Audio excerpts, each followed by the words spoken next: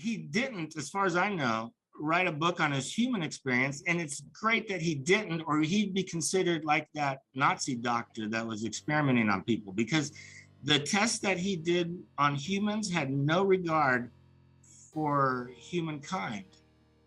Can you talk about that just a little bit?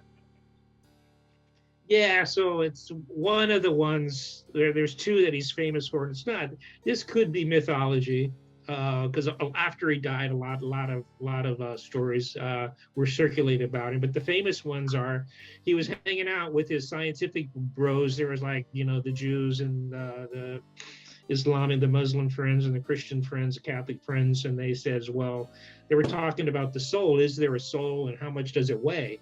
And Frederick says, well, stop talking about it. Let's just do an experiment. So he had this one prisoner that was set for execution. So he brought this executioner, and I don't know if he had to sign a waiver, like you do today when you're in part of a scientific experiment. Probably not, right?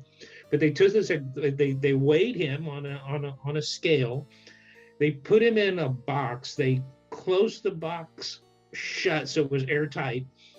And then he died, obviously. And when they were sure he was died, now it was completely hermetically sealed for that time. So whatever was there, so then they opened it up and they weighed the corpse, and they took the difference of the weight, the tear weight, and says, well, it was 0.23 pounds, and so that's the weight of a soul. And that's how they determined what the weight of the soul was. Wow, okay, I didn't. The other one. Wait, before you go on. What do you hear? Did you hear it like that? No. I have no problem with that now, because the guy was gonna be, he was sentenced to executed anyway. So better than on the Pike, right? I mean, there's better ways to die. Yeah, especially back then, it was pretty cruel. He could be cruel, but not as cruel as some people. Not as cruel as Genghis was. The other one I think is even more cruel, but modern scientists have done cruel things too with monkeys and other primates, but this was actually with humans. And what they said was, they were talking about languages. This is what's the original language? And so his Jewish friend says, well, it's Hebrew. That's what Adam and Eve spoke. That was the language given by God. And the Greeks go, well, no, it's Greek, because that's the language of Aristotle. That's the language of Plato. That's the language of philosophy. That's the natural language. Everybody else is barbarians. And barbarians and Greeks means just those who babble, right? But of course, the Catholics go, well, it's got to be Latin, because that's the language of the church, right? That's the pure language. And Fred goes, well, let's just test it, right? Just shut up and we'll test it. Whatever the natural language is, we'll find out. So we took like 20 kids, isolated them from themselves and their family and everybody else, right? And, well, maybe not from themselves. There was these 20 kids in a room, right?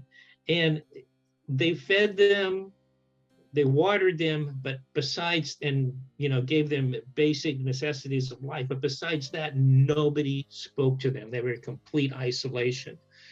And the question would be, what language would they spontaneously start speaking? Would they start spontaneously speaking Arabic or or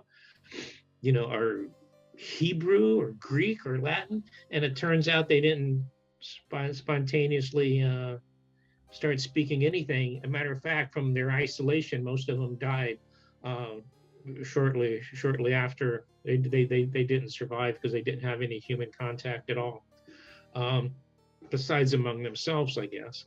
But they didn't start spontaneously speaking.